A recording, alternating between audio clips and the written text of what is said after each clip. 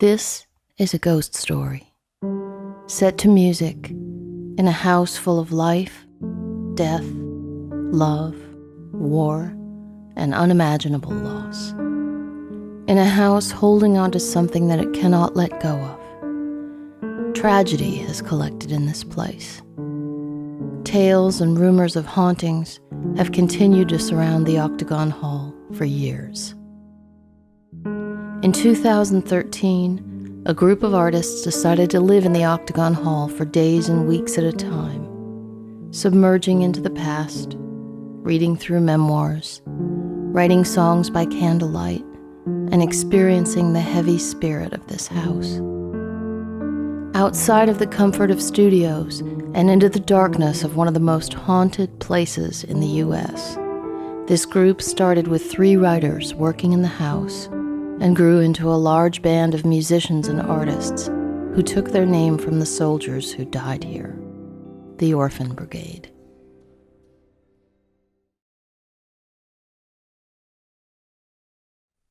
To me, great music reveals its own heartbeat.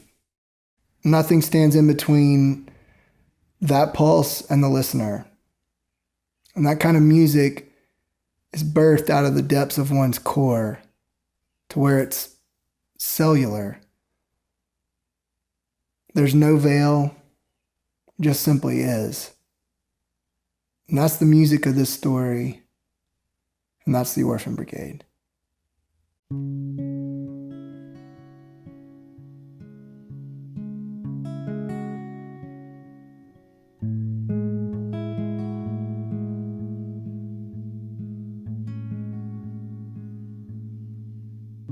The Helicon of too many poets is not a hill crowned with sunshine and visited by the muses and the graces, but an old moldering house full of gloom and haunted by ghosts. Henry Wadsworth Longfellow. I truly believe that to sing these songs that we wrote for this project, you have to believe in ghosts. The idea to make art in this house is based on the belief that this house had a big story to tell and that the heaviness of this place would deeply influence us as artists, and it did. This album has been given to us by a house that has not let go of its past.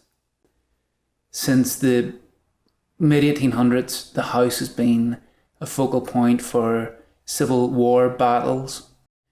The house has hid soldiers within its walls.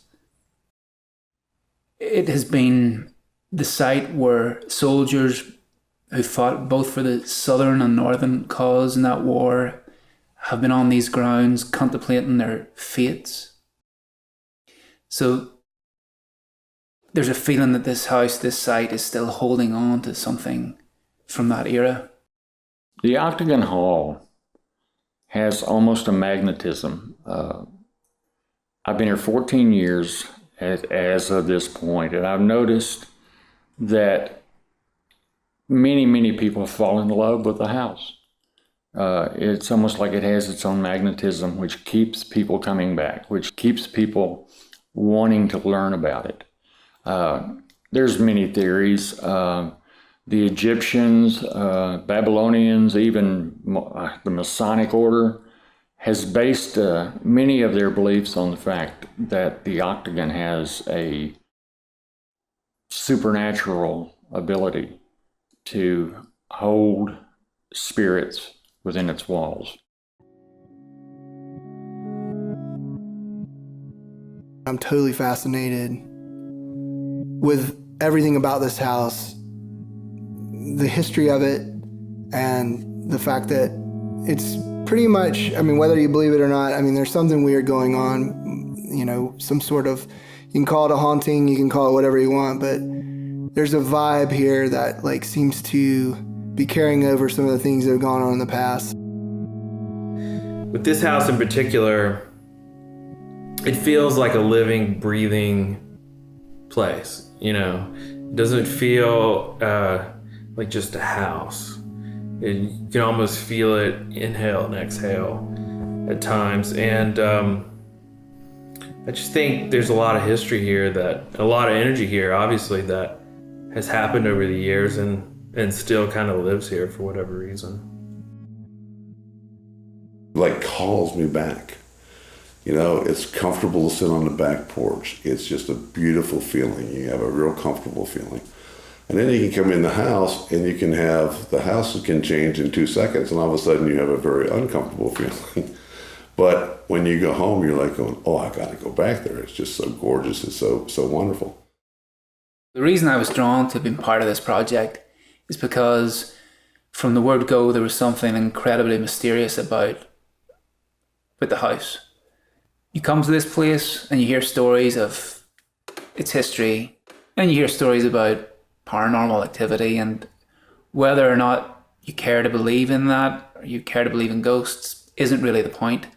The point is that you know that there's something else. There's something greater than just this thing, and you can't put your finger on it. And for me, that's great art, and that's great music, and that's great songs. There's something sacred about them. There's something unseen, untouchable, mysterious, exciting, scary. I really have no idea as to why these spirits remain here. It's not inexact science. We have no answers. The only thing that I can possibly think of is that this is their home, that they feel comfortable here, that they want to be here. It is a haunted place, not just by ghosts, but by memories and by the past. There is tragedy enclosed inside these walls that you can feel. People travel from all over the world to experience it.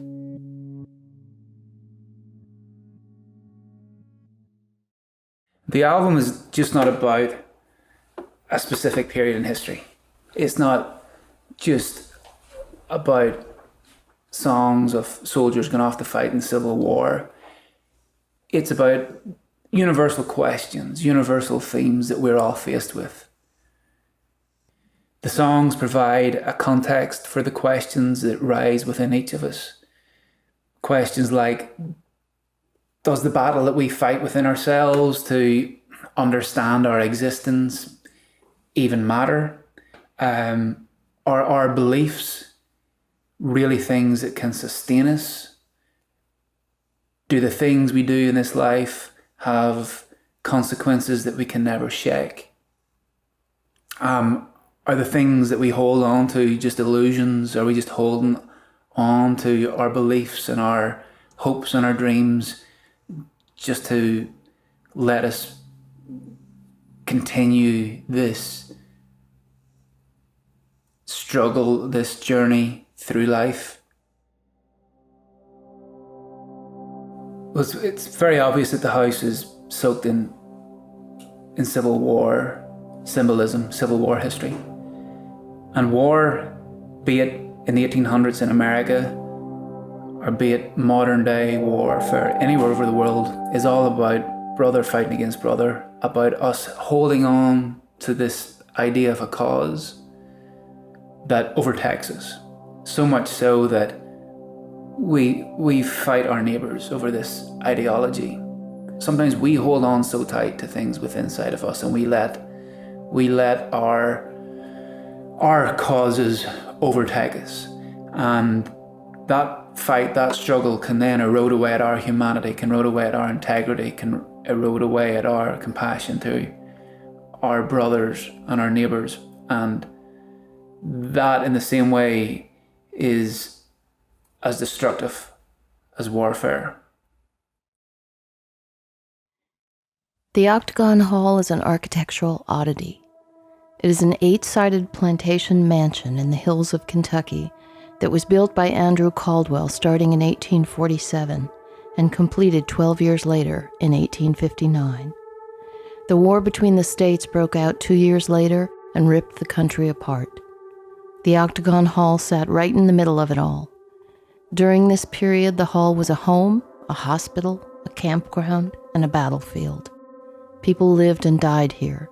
Soldiers, slaves, wives, mothers, sons and daughters, the diseased, the starving, the wounded, and the heartbroken. Thousands of souls pass through this one place. We had this idea that we would write a song a month in this house. And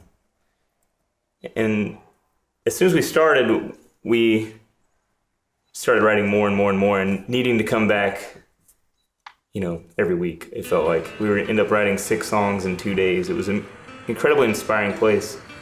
We dove right into the family history and the history of the house.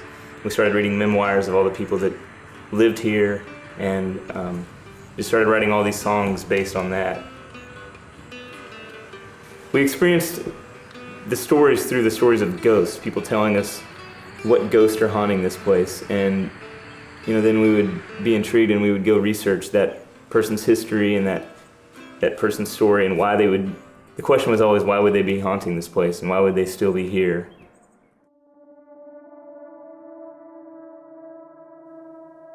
Just to experience the weight of what it is to be human, and what it is to die and be forgotten, or be remembered, and what a life is. I think this record has a lot of those questions within it, just by living in a character from the past, just living, walking in their shoes, walking through this house like they would have done 100 years ago, and realizing that there's not much of a difference between us all. The band name Orphan Brigade comes from the group of Confederates from Kentucky who camped at the Hall and fought in major battles such as Shiloh. They were a famous band of rebels who suffered heavy losses and hardships.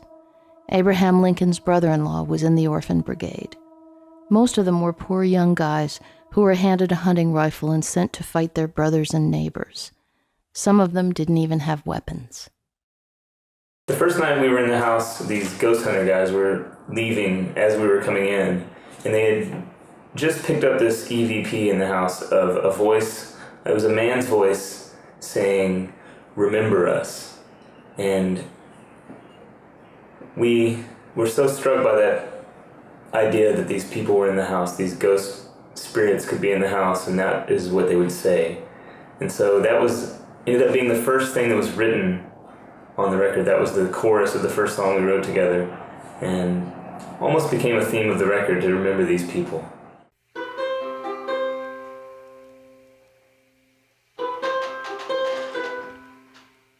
The orphans, remember us, remember us.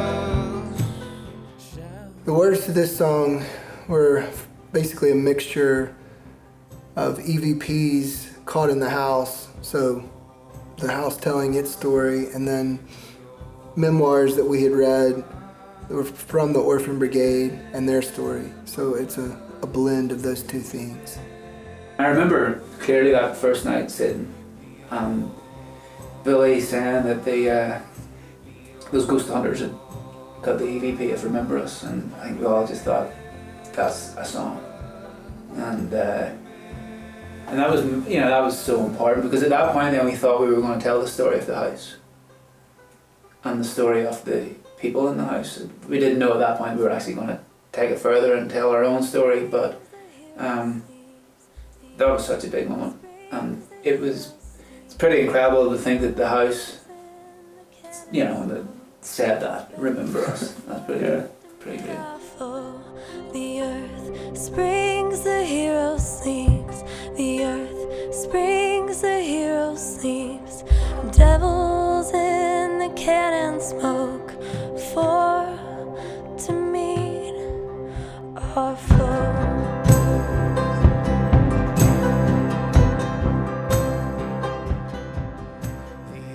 One of the big things about this house is it's sort of famously haunted, and we're thinking, like if you're a ghost, if these ghosts are here and these are real people that lived here, if that's, what do they have to say? And that's one of the sort of thing we explored on this project. What would they be saying, and what do they want to be remembered for? And this song is sort of the theme of the record in that way.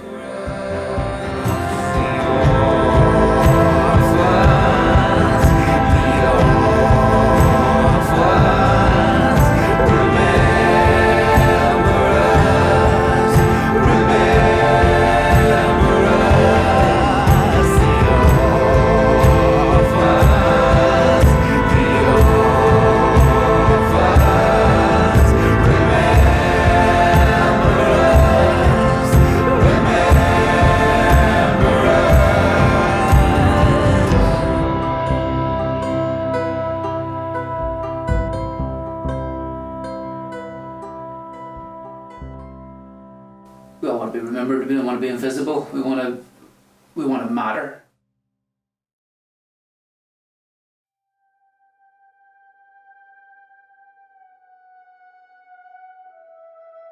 When the Lamb broke the fourth seal, I heard the voice of the fourth living creature saying, "Come." I looked, and behold, an ashen horse, and he who sat on it had the name Death, and Hades was following with him.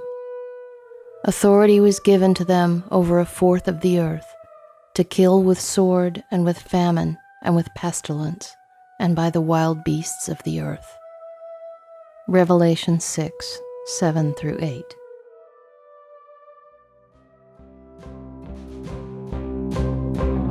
I know what I've done is done. My deals with the devil still follow me.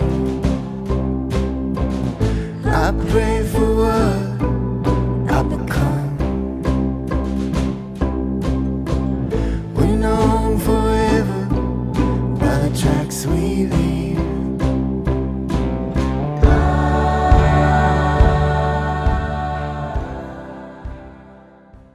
One of the biggest themes of the record is, what do we leave behind?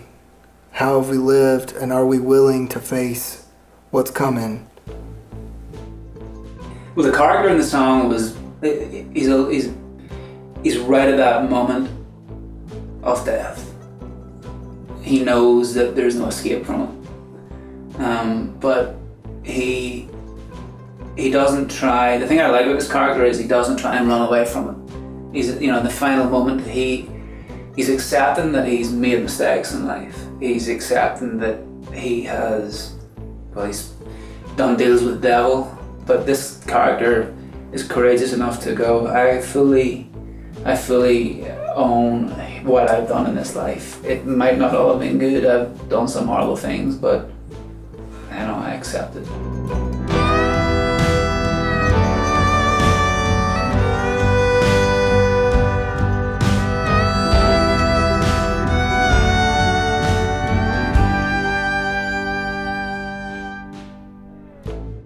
I feel like when writing this record, all the characters that we wrote about and read, their stories, were people that, we really know them more for how they died, or the last thing they did right before they died, whether they were soldiers and going to battle, and that's how they're remembered, or, the little girl burning up in the fireplace there, or whatever it is that we know. We don't know much about their daily life other than just, 150 years later, we know how they died, and that was sort of their final blow. And I think this song, that thing of "You're known forever by the tracks we leave" comes out of that, out of sort of the thought process of, well, how do I want to be remembered? Like, what are you going to leave behind? Mm-hmm. And you hope it's more than just how you died.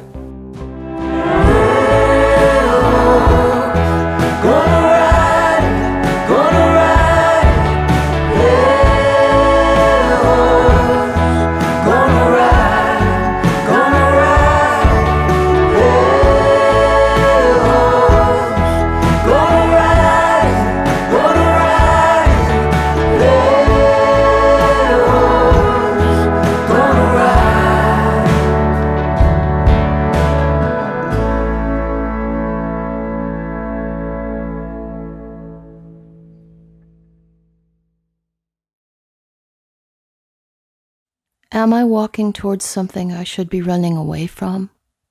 Shirley Jackson, The Haunting of Hill House.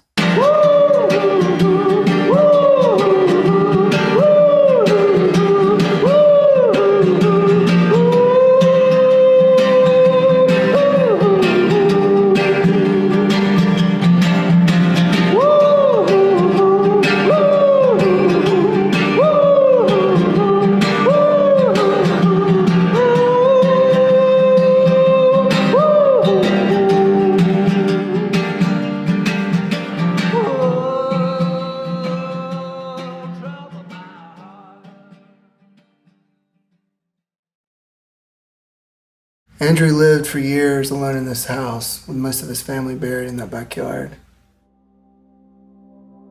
Andrew Caldwell's wife, Elizabeth, and their son died in the house from typhoid fever, not long after his daughter Mary died in the basement when her dress caught fire and she burned to death. Andrew lost his entire family and the house in a very short amount of time. They are all buried on the property. We found a photograph, which we didn't even know existed, of Mary Elizabeth's mom, Elizabeth. We blew it up to a 16 by 20, put it in an antique frame, and I was taking it upstairs on a Wednesday afternoon when no one was in the house. I hung it on the wall and stepped back to make sure that it was level and plumb, like, as you do with photographs. I turned to walk away, and I heard a little girl's voice in my ear and throughout the entire room that just said, "Mommy." And it's just like she recognized her mom's photograph. Visitors to the hall have even reported that the photograph of Mr. Caldwell's first wife, Elizabeth, has shaken and fallen from the wall during their investigations. Many of the rumors of hauntings of the Octagon Hall are encounters with Elizabeth and her daughter Mary. Both were members of Andrew's first family, who died in the house. Even in the interviews for this documentary, you can hear the voice of a female after mentioning these spirits. Everyone in the room acknowledges the voice, and it was picked up on the audio. Andrew walked around this big house by himself after his family died, and if people are still getting scared by Mary and his first wife Elizabeth, imagine what Andrew was haunted by.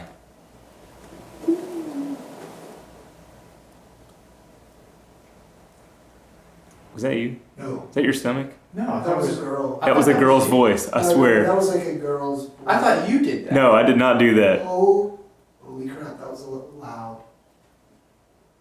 I thought that was No, you. that was definitely not me. It wasn't me. It was I like right there. It sounded like it was like right over we're there. going to have to do that take again Because the girl talked. Andrew married Harriet, and together they had 7 more children.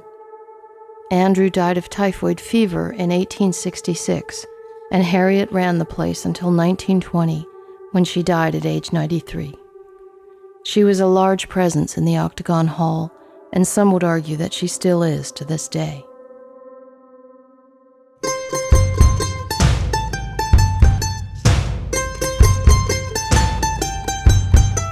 Oh, Harriet, you stole my soul on the night that we met. You bring me to a fever, you bring me to a sweat, you bring me to my knees. Oh, Harriet, trouble my heart. Oh, Harriet, oh, Harriet. It did feel taboo, us writing a song about another woman, but that's all in the context of we were writing the song right underneath the portrait of his first wife, and the song is about his second wife. Because of that, it gave the song a darker element.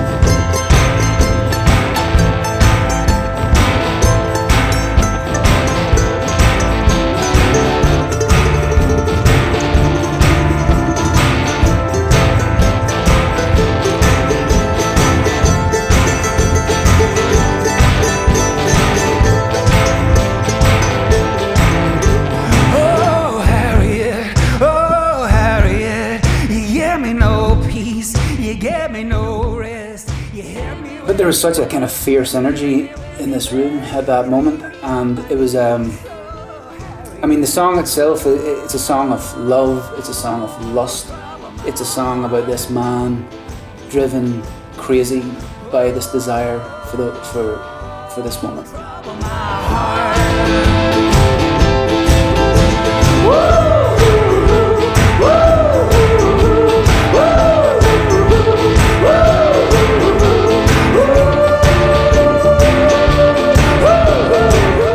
So it felt as if spirits were colliding in the room at that point.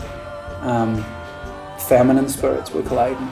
And we wrote it here in the ladies' bedroom, and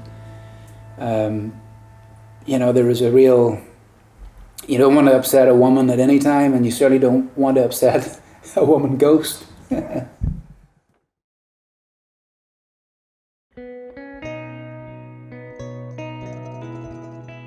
Perhaps the most famous character of the house is Mary Elizabeth Caldwell. She was playing downstairs in the basement winter kitchen when her dress caught fire and she burned to death. The voice of the little girl, Mary Elizabeth, is probably the most reported electronic voice phenomenon that is picked up in the house. Her voice is so common that many have heard it and recorded it that it's almost like having your own child's voice.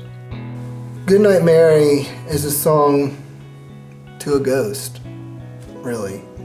The little girl ghost who haunts this place. And there's so many stories about her, and her ending is so tragic. So we went up to the room upstairs in her room and wrote this lullaby type song. And we just wanted to write kind of a soothing melody or soothing melodic song to this girl who all this terrible tragedy happened to.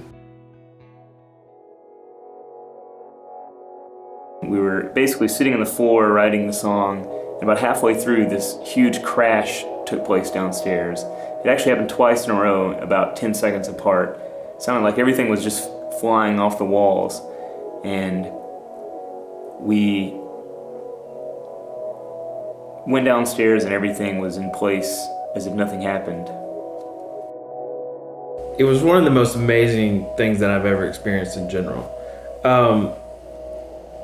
You know, I'll be honest, it took me a long time to accept that it wasn't a person doing that, because the three of us were upstairs. There'd already been a few things, but that literally sounded like somebody trying to come through the door with a big battering ram. It never crossed my mind for a second that something paranormal could do something like that, because you could feel the floor shake.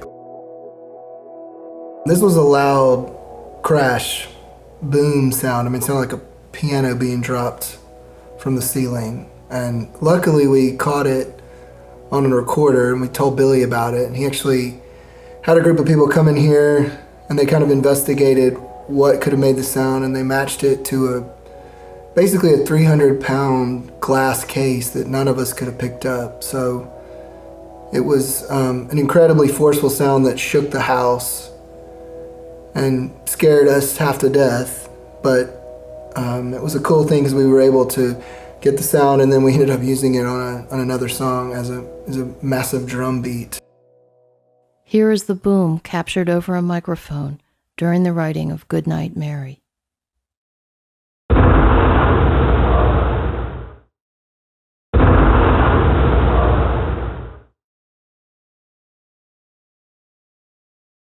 There was a gigantic crashing sound. Big boom. So we were very interested in finding out what the heck that could have been. So we started out in each of the rooms, and we started trying to bump things and everything else and lift them and make noises to see what that sound like and so forth. And as we went through the rooms, we had the recorder running, obviously. And we'd go back and listen to it. Nope, that's not it. Nope, that's not it. And we went downstairs and started doing it all over downstairs.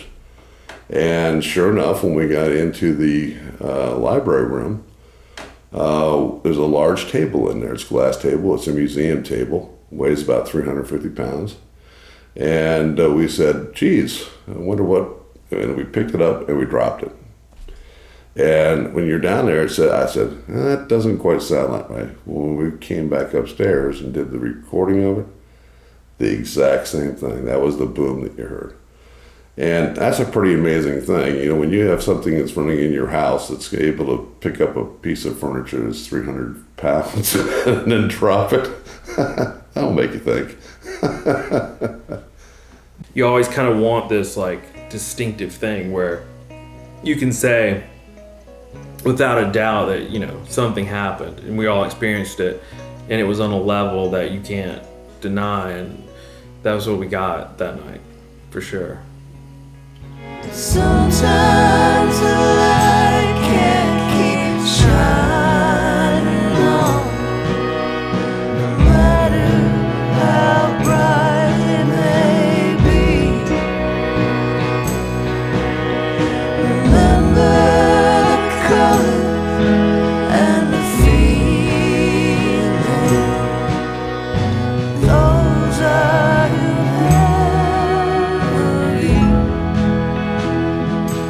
Mary. Good night, Mary. Go to sleep. Papa will be in your dreams.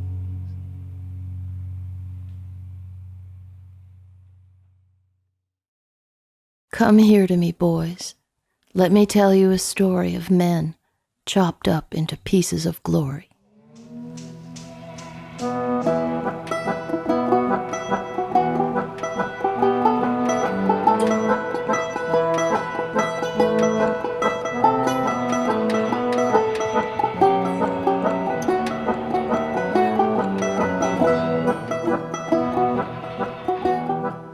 Experiencing what happened in Mary's room added a whole new heaviness to being in the house. And we knew we had to come back and finish the project, and we had more artists getting into it, so we had to finish it, but it started changing us as writers and as musicians, and this place almost demanded a more theatrical approach to songwriting and storytelling. During the old American wars, when an experienced soldier described seeing battle for the first time to a new recruit, they described it as having seen the elephant. In the mid-19th century, there were only a few elephants in the country, and they were part of circus shows. They were often presented as monsters or natural curiosities. They were even advertised as bulletproof. Talking about seeing the mythical elephant represented overwhelming emotion that was almost always bad. And these characters seem basically insane because of all the stuff that they're seeing, so they're so graphically describing what it's like to be on the battlefield. And you know just by reading it that they're completely haunted by what they're seeing. It's about this overwhelming feeling of excitement about seeing it, and then this huge disenchantment and despair about witnessing what you just saw. These were people in their teens and 20s talking about hollowed out eye sockets and rotting meat pockets and hatchet wounds to the gut. I really couldn't believe what I was reading. We spent a lot of time in the house reading from the memoirs of the Orphan Brigade and just hearing their descriptions of war, and a lot of them would describe it like as this life-changing horror that they were experiencing, and that's a lot of the inspiration that we took. It felt as if I nearly had like a circus band around me, which gave it this kind of magical surrealism.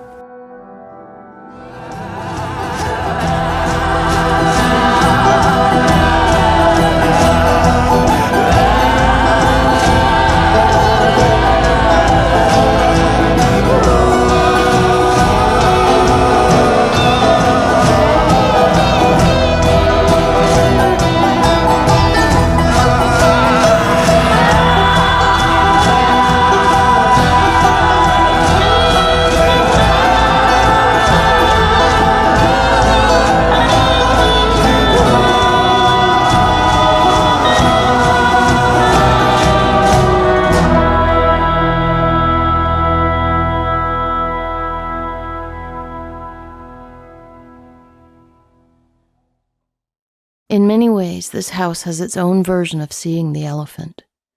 Encounters of darkness and unexplained activity. There are so many versions of sightings within these walls. Too many to ever fully share. Here are but a few of the stories that have happened during the making of this documentary.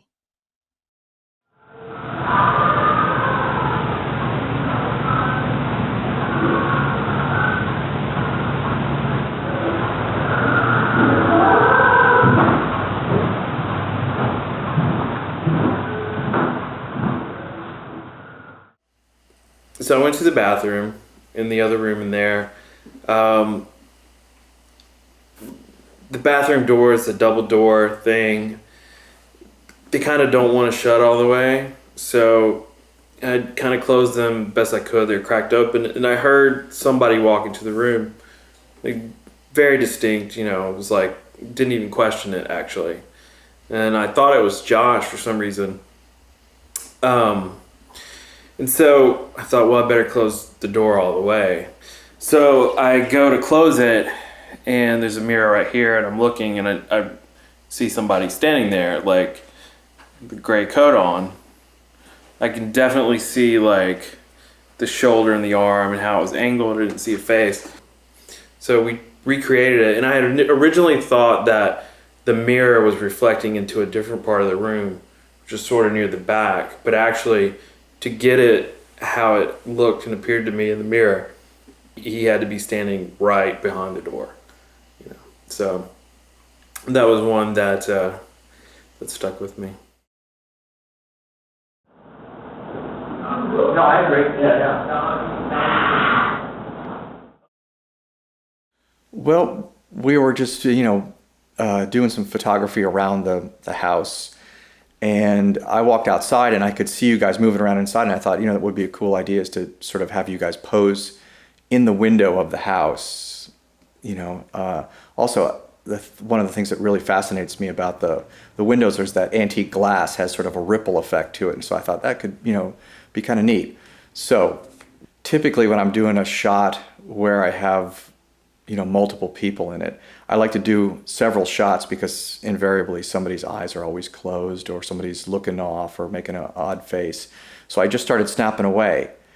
And I noticed in that center pane, as I started to snap, something was going on there in that center pane. And if you look at the frames as they advance, something starts to materialize until you see that face. And I could see it in the viewfinder. It popped into view. And that's when I yelled through the window, "Hey guys, I think there's something in there with you." And then if you look at the frames right after it, it's gone. So, and I've showed that picture to several people, and really, it's unexplainable because it's not a reflection from the outside, because I'm standing in pretty much the same spot, just snapping away, and it comes and it goes. So if it was like a reflection from the sky, you would, it would be in all the shots. And it definitely looks three-dimensional. So, it's really an interesting photograph.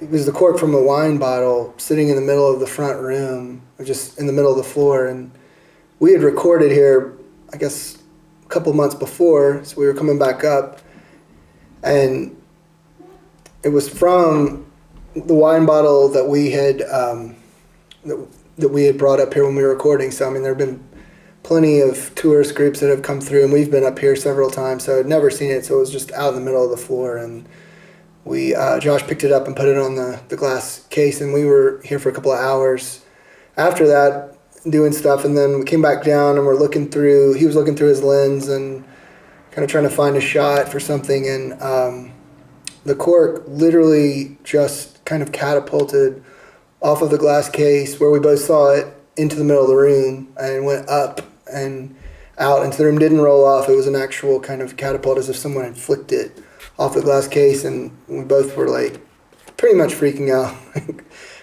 Both saw it, and was like, oh my God, like, and we tried to see if we could get it to roll off the front, like if something had happened, but the slope went to the back, so it was pretty much a physically impossible thing that we witnessed.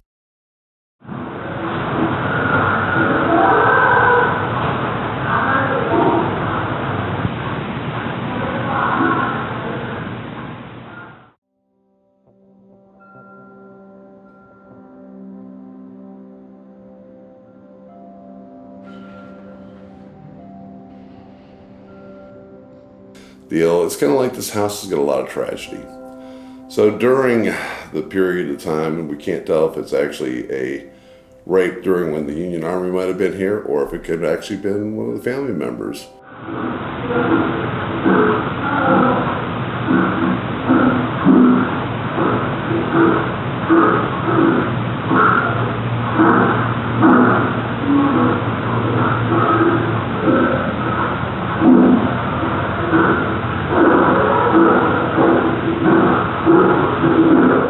Billy and I were both sitting in the dining room, and we heard a phenomenal sounds of like something running up and down on the stairways. And then as we were listening, it just continued to the part where you could hear voices actually speaking, and you could hear a woman actually crying out like, no, no. And it got to the point where, continual screams like, ah, ah, and pretty unnerve-wracking. We just sat here and we just kept on pointing. We were like going, do you hear that? And we were very quiet, and the whole thing was caught on the recorder.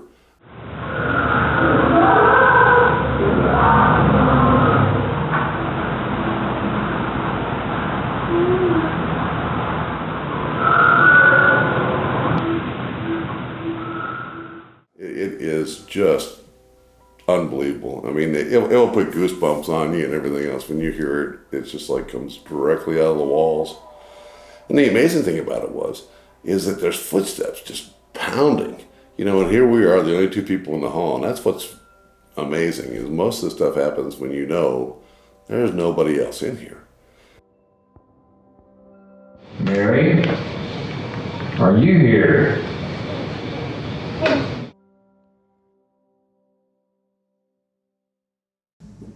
I'm a childhood friend of Nielsen's, and he invited me to come up to the house one night when we were doing some pictures.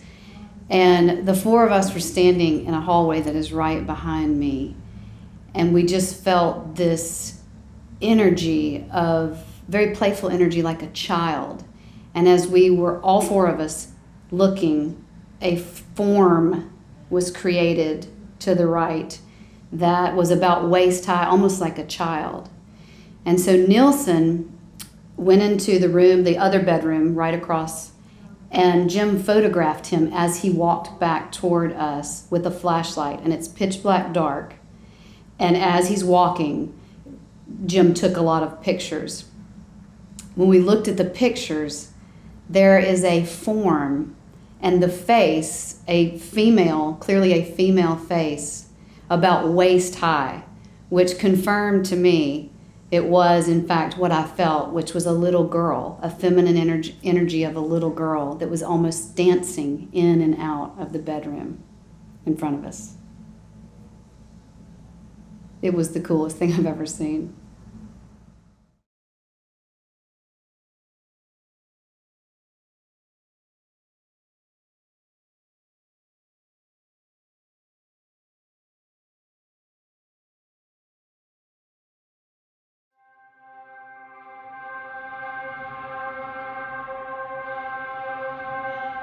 I'm standing on the edge of some crazy cliff.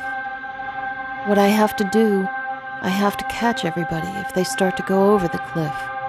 I mean, if they're running and they don't look where they're going, I have to come out from somewhere and catch them. That's all I'd do all day. I'd just be the catcher in the rye. J.D. Salinger, The Catcher in the Rye.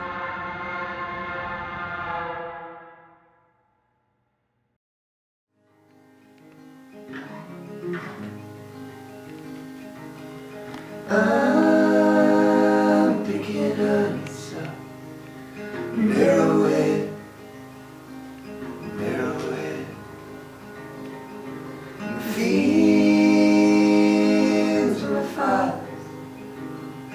Father's land, Father's land. Last July.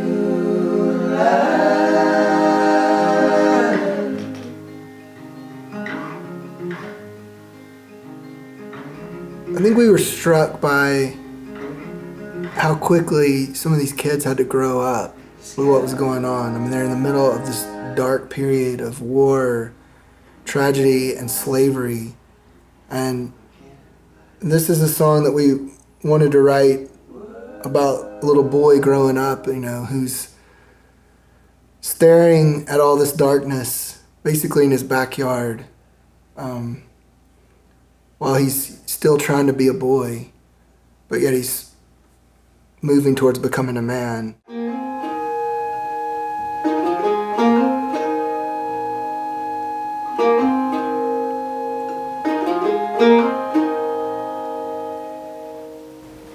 This song feels like what I remember being a kid in Kentucky felt like. You know, these were kids going around picking up arrowheads in the fields and Civil War bullets. I mean, that's what I picked up when I was a kid. And, you know, it's weird because you're picking up these little trinkets that, you know, are weapons, and you're adding them to your collection of toys. And I think there's a part of, you know, being a kid in Kentucky where you realize what these things were used for, and that's kind of when you're growing up. You realize that sort of the darkness of, you know, what these bullets you're collecting and arrowheads are. And I still think that moment happens for kids here in Kentucky. Boys on the field marching, gonna grow up someday. Boys on the field marching, gonna be them someday. Boys on the field marching, lined up in blue and gray. Boys on the field marching, gonna be them someday. I love the juxtaposition in that song. You know, those two very different things. Naivety and not even naivety, but youth and war. It's powerful.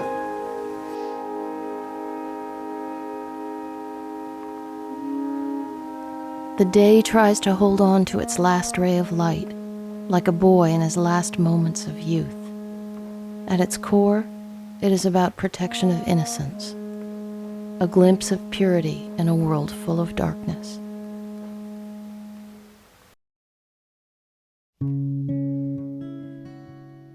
It was not well to drive men into final corners. At those moments, they could all develop teeth and claws. Stephen Crane, The Red Badge of Courage.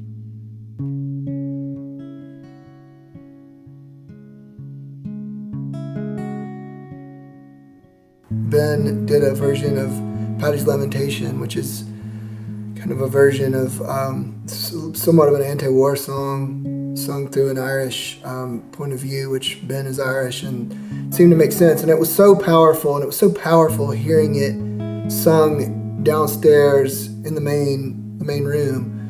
And it just, I mean, it honestly was electric, and it was something that felt like, man, we gotta really do this.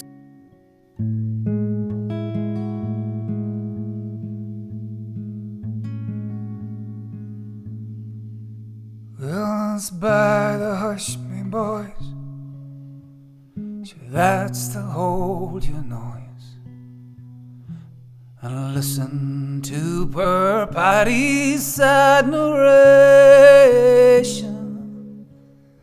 I was by hunger stressed and in poverty distressed, so I took a thought I'd leave the Irish nation.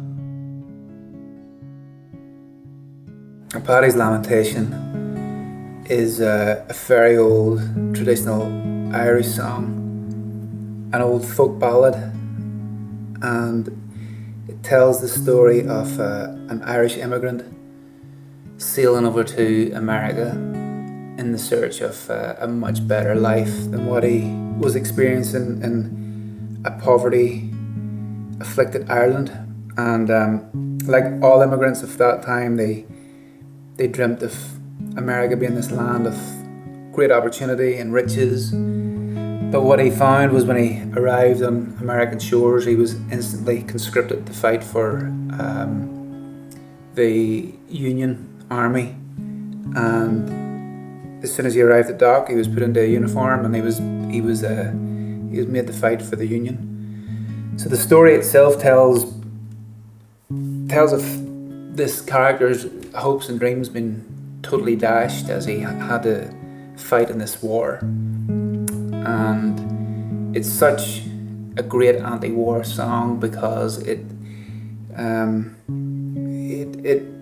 tells of how war can destroy a man's spirit, and a man is forced to fight for a cause that he doesn't even believe in, but he has no choice but to fight.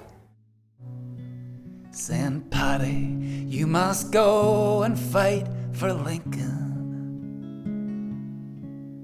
And here yous boys, take my advice. To America, I'll yous no be going. 'Cause there's nothing here but war, where the murdering cannons roar.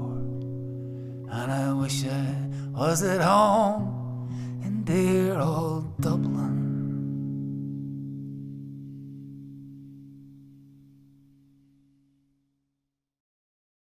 It was a dreadful thing to see.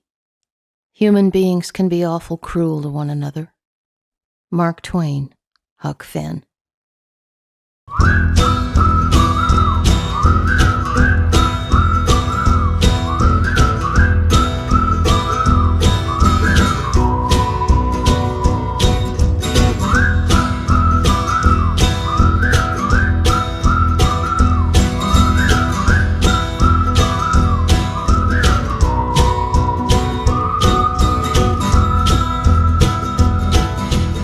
So this house was a plantation, and it had slaves, and there's a path in the back that's famously referred to as the Whistling Walk, because the Caldwell family made the slaves, they would cook outside and they would bring the food in, and so that they weren't eating the food on their way in and sneaking food for themselves, they would make them whistle. And it was called the Whistling Walk because of that, which is very messed up. Well, Whistling Walk, on the face of it, it sounds and feels like a very jovial, light-hearted track. But for me, it's so evident that it's one of the most dangerous tracks on the record. Because right underneath that jovialness, there's this rage, this anger. And for me, that quiet despair, that quiet anger is the most dangerous kind.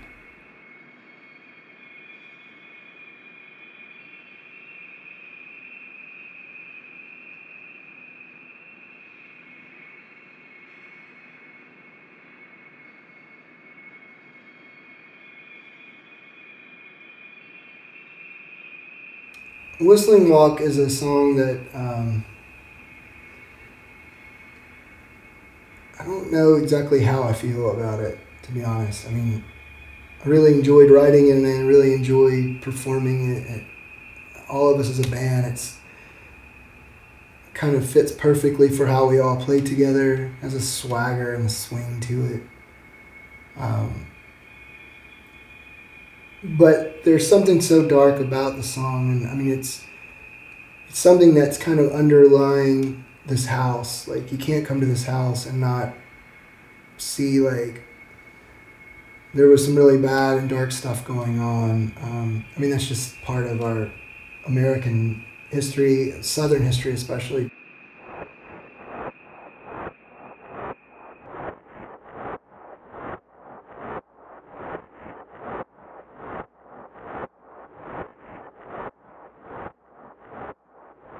The slave's voice of this house is sort of the unheard voice of the Octagon Hall. There's no writings from the slaves. There's really no story. We don't know who these people were at all. We don't know the names. The graves don't even have names on them. They're just stones. I think it's an important track because I don't want to you can't just gloss over that idea for the South or this house, because that's what reality was, and something that we kind of have to, we can glorify things that are in our past, but we also have to acknowledge the things that weren't good as well.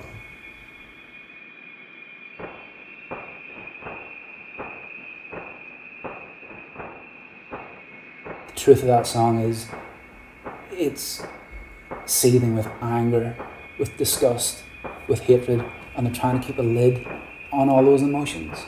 And that lid is the whistle. But I sense that at any point it could erupt.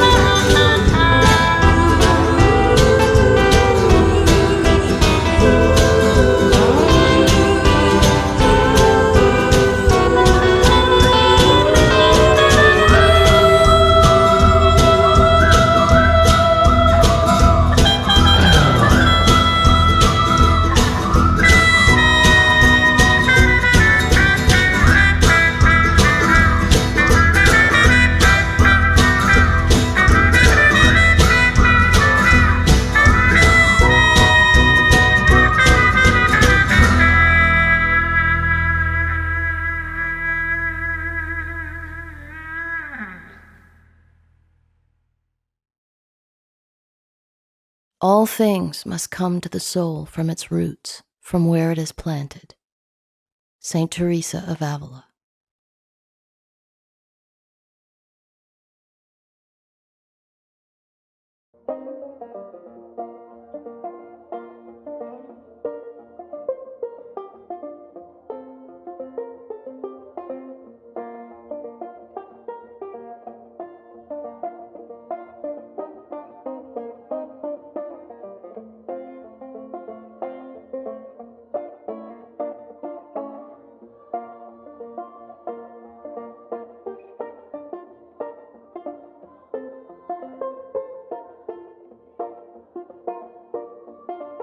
One thing we wanted to capture on this record is the spirituality of the South.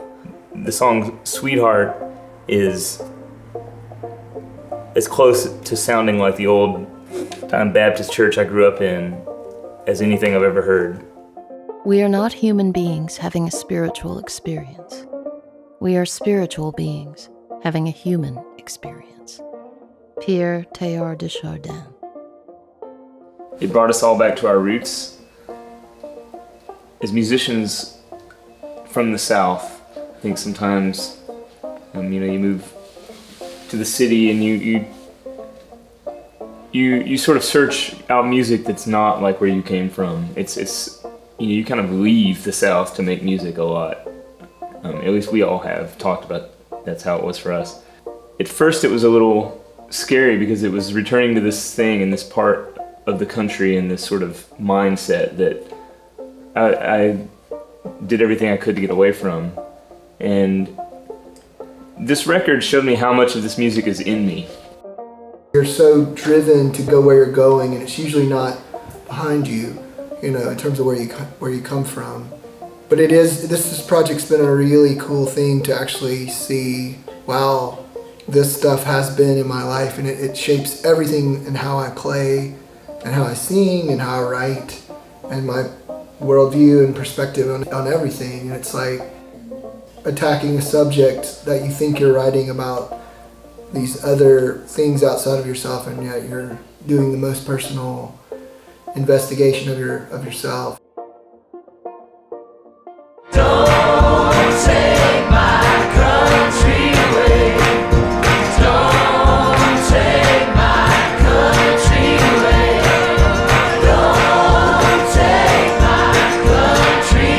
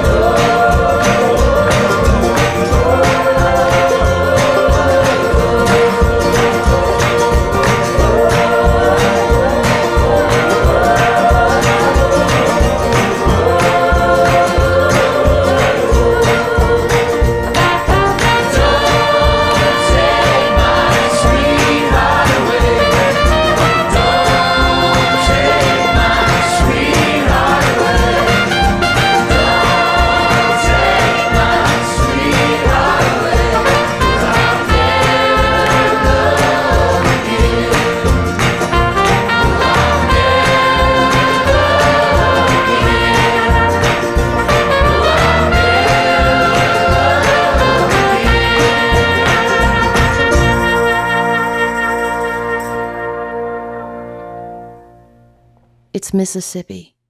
It's Kentucky. It's Southern to its bones. Like a melody bleeding out of an old small-town church. A prayer to be spared and lifted above all the hardships of living. This song is a celebration.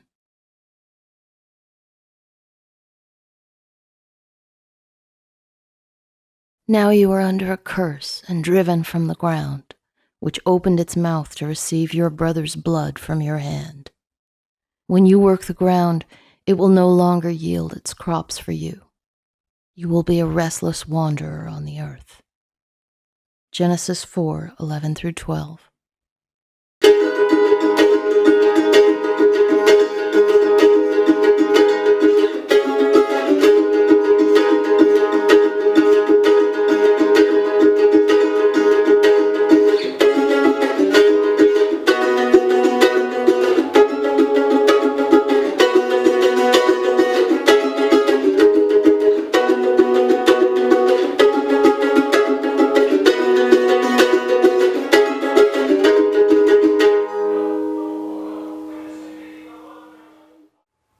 That song's about, people who are wandering the earth and stuck in a place where maybe they haven't gone on. So that was kind of an ode to the spirits of the house. And so therefore it felt passionate.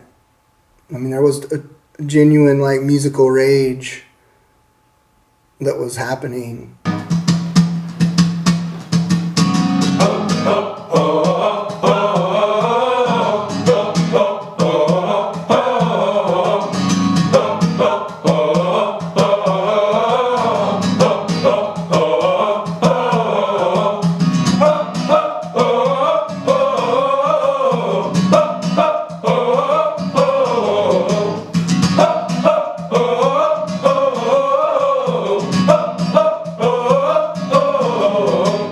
Shape note singing was just this weird thing I always had this great love for, the communal nature of it, just being in a room, in a circle, everyone just almost yelling.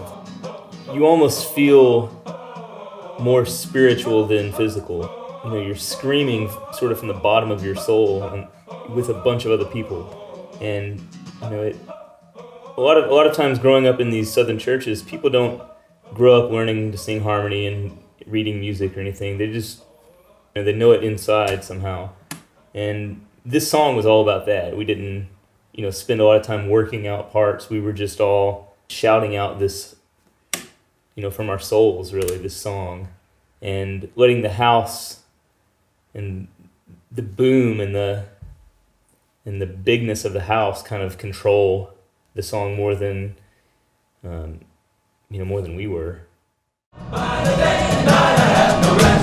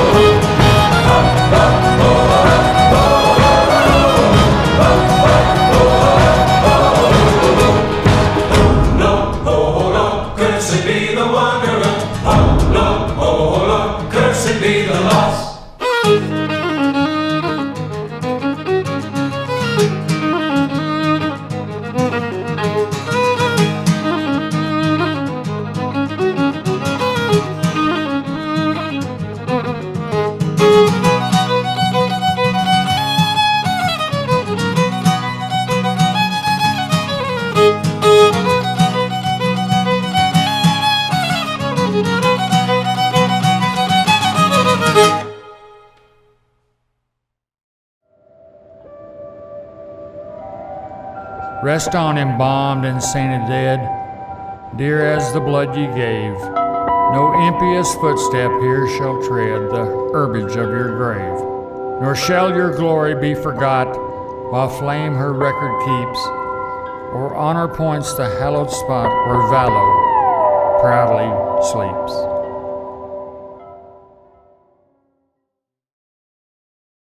Who are we but the stories we tell ourselves, about ourselves, and believe?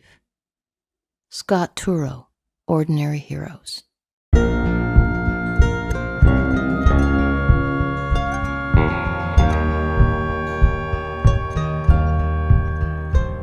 You're fighting for your blood, you're fighting for your mother, you're fighting for yourself and for your sister and your brother. You're fighting for your heroes, you're fighting for the anthems, you're fighting for the living and the dying and the phantoms. That's the story. That's the story you tell yourself. That's the story you tell yourself.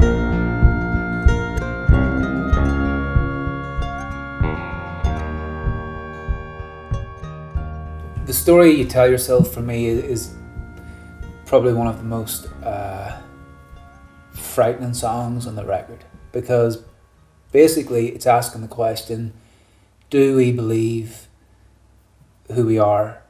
Do we believe what we tell ourselves? Just that idea to me is so powerful, because I think that's pretty much what we live inside of our own heads. As we can feel happy or depressed just based on little things that sometimes don't even mean anything.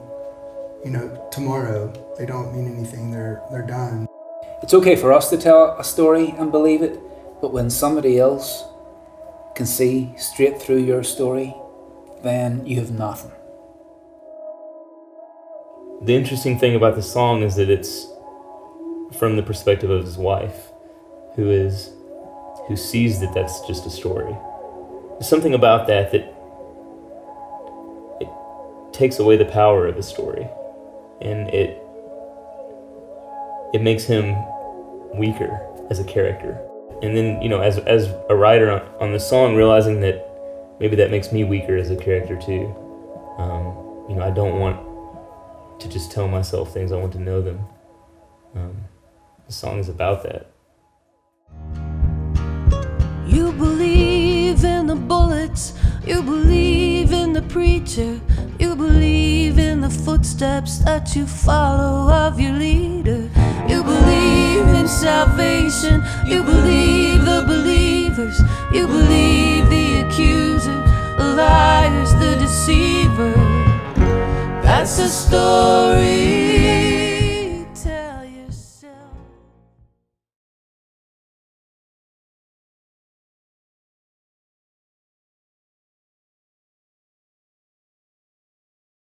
This house is just a representation of who we are. We all carry our past, we all hold on to our memories, and we all are haunted by something. It's so submerged in history, but yet there's something about it, and there's something about writing songs in it and making music in it that makes you feel so present that you forget about history and you forget about the future, and it plants you right here in the moment. And I think that means that this house touches your soul, because the soul is timeless. I think coming to a place like this, it shows you both how big characters can be and how small a life is in the grand scheme of things. I mean, just that's what history does, and that's what made writing in these walls great. And this house is full of ghosts, regardless if you believe in paranormal activity or not. Brutal battles, brutal personal tragedies. And you don't have to know the characters who are involved. You don't have to be a Civil War expert. You don't even have to care about it. You just have to realize that if we don't let go of our personal tragedies, if we don't let go some way of our hurts, they're going to haunt us.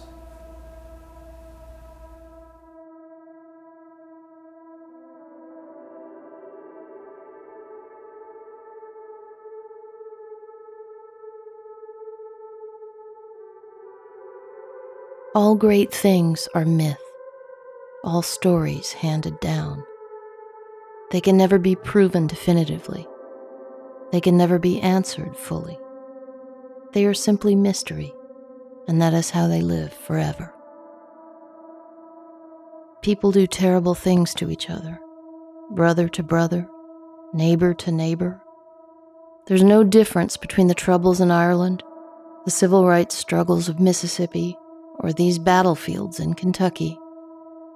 There's no mercy, compassion, or humanity when we treat each other this way, fighting at all costs to win, for our causes to be proven right.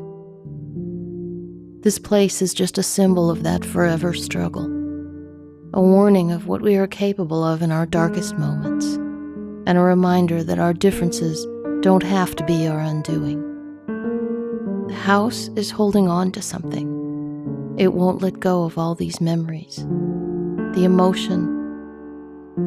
It's as if the house swallowed the past and digested it into its walls. That's what we tried to tap into. That's what we tried to capture. To this day, it's still telling the story. We are just a part of it now.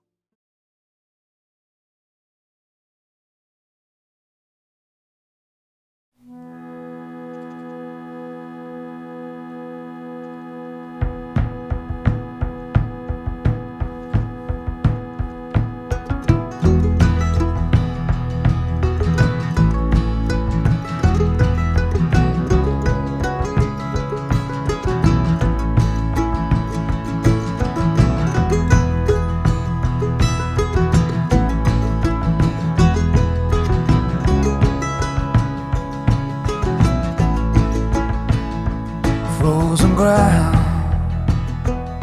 Oh, holy night, bring me back from the fight to my sweet young bride. Dream of her waiting underneath mistletoe in the glow of our family tree. We were marching. We were marching as the snow fell on the clay. We were marching, we were marching, we were marching on Christmas Day.